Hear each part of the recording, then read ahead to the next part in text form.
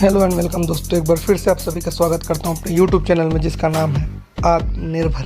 हाँ, आत्मनिर्भर, जिसका हर एक वीडियो आपको बनाता है आत्मनिर्भर। Always dependent on your self, never on other.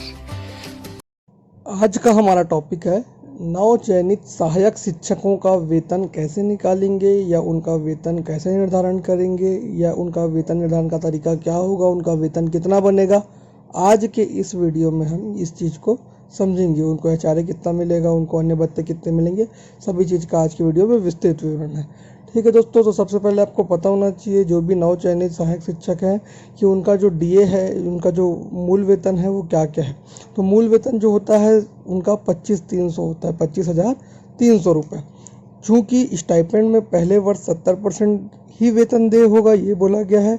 अर्थात उनका जो मूल वेतन है वर्तमान में 25,300 इंटू 70% बराबर 17,710 रुपये हो जाता है। महंगाई भत्ता क्या होता है कि उस पद के न्यूनतम वेतनमान में आहरित वेतन होता है। जितना आप, जैसे आप 25,300 आपका मूल वेतन था, परंतु आपका वर्तमान में आहरित वेतन क्या है, 70% है, अर्थात 17,710 है। अतः 17,710 का 12% जो कि महंगाई भत्ता देय है वर्तमान में, वो इसमें कैलकुलेट किया जाएगा। तो 17,710 का जब महंगाई भत्ता 12% निकाला जाएगा तो 2,125 रुपये होगा। दोस्तों ध्यान रहे, महंगाई भत्ता स्टेट में 12% है, मतलब राज्य सरकार के द्वारा 12% दिया जा रहा है, जबकि केंद्र सरकार के द्वारा 28% दिया जा रहा है। इसी की स्ट्राइक जो है 3 तारीख को हो रही है कर्मचारी संघ के द्वारा। तो दोस्तों 17,710 प्लस 21,25 करेंगे तो 19,835 जो है आपका हो जाता है। मकान किराया भत्ता या गृह भाड़ा भत्ता। गृह भाड़ा भत्ता या मकान किराया भत्ता क्या होता है कि वर्तमान में जब आप किसी पद में कार्यरत हैं तो उस पद में हो सकता है आप अपने मूल ज़िले में पोस्टिंग हो या आप कहीं और नियुक्त हो, वो कहीं और आप नियुक्त होते हैं तो वहाँ जो आपको रहना पड़ता है या आपको किराया वहन करना पड़ता है, उसके लिए एक भत्ते स्वरूप राशि प्रदान की जाती है। ये राशि क्या कहलाती है, मकान किराया भत्ता कहलाती है। मकान किराया भत्ता सेंट्रल के हिसाब से देखें तो 4 अलग अलग city, A grade city, B grade city, D grade city, ऐसा करके डिवाइड है सी और डी में। परंतु जो है स्टेट में 7वें वेतनमान में जो है मकान किराया भत्ता का उल्लेख नहीं किया गया है कि कितना प्रतिशत होगा।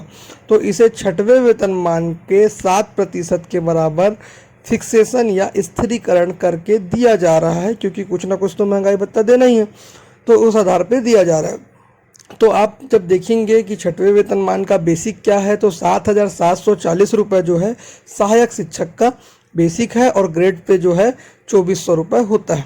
जब 7,740 रुपये और ग्रेड पे 2,400 को जोड़ देते हैं तो 9,840 रुपये प्राप्त होता है।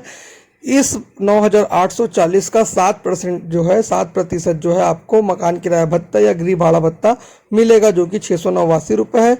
इसके अलावा गतिरोध भत्ता 600 रुपये और चिकित्सकीय भत्ता 200 रुपये मिलेगा। ट्राइबल होने पर ट्राइबल भत्ता मिलेगा। तो सबको जब अंत में हम जोड़ेंगे तो सबसे पहले आप देखे थे आपका आहरित वेतन कितना था, 17,710 रुपये। महंगाई भत्ता था 2,125 रुपये। दोनों मिलके कितने हो जाते हैं, 19,835 रुपये। आहरित वेतन जो होता है जिसमें डीए जुड़ा हो जाता है, जब डीए दोनों डीए या महंगाई भत्ता ड्राइविंग अलाउंस को जोड़ दिया जाता है तो जब दोनों को जोड़ने के बाद जो राशि मिलती है उस पे जो है 10% सीपीएस की कटौती होती है। जैसे पहले पीएफ में कटौती होती थी, प्राइवेट में अभी भी ईपीएफ अकाउंट चलता है, यहाँ पे सीपीएस अकाउंट चलता है। 10% की सीपीएस की कटौती होती है कर्मचारी के फंड से, और उतना ही अंशदान कर्मचारी का जो नियोक्ता होता है, यहाँ पे नियोक्ता सरकार है, उतना ही अंशदान जो है सरकार द्वारा भी किया जाता है। तो जब आप इस 19,835 रुपये का 10% निकालेंगे तो 19,835 का 10% जो है 1,983.5 होता है। राउंड अप में उसको 1,984 किया गया। इतना ही परसेंट आपके नियोक्ता द्वारा भी दिया जाएगा।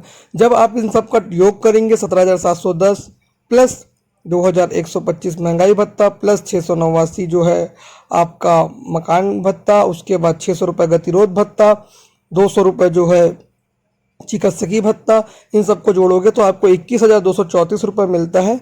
ये आपकी ग्रॉस सैलरी होती है। ये क्या है आपकी ग्रॉस सैलरी। अब 21,324 रुपये जो आपको मिला है, 21,324 में जब आप 1984 जो आपको नियोक्ता द्वारा मिल रहा है आपके पीएफ अकाउंट पे, उसको भी जोड़ देते हैं तो 23,308, ये आपकी वास्तविकता में कुल सैलरी है। कुल वेतन आपको 23,308 रुपये बन रहा है। लेकिन आपके हाथ में कितना आ रहा है, तो आपके हाथ में आता है दोस्तों 30,308 रुपये जो आपका कुल वेतन है। इसमें जो है कुछ अंशदान कर्मचारी का होता है और कुछ अंशदान नियोक्ता का होता है, जो कि जाके कहाँ कट के चले जाता है, पीएफ अकाउंट में। हाथ में नहीं आता, ये पीएफ अकाउंट में जाते रहता है, एक निर्धारित समय के उपरांत आता है। तो 1984 और 1984 इन दोनों को घटा दिया जाएगा और साथ में सामान्य बीमा जिसको जीआईएस बोला जाता है, इसका 300 और 360 रुपये अलग अलग कटौती होती है। अभी आपको या तो 360 कटेगा या तो 300 कटेगा।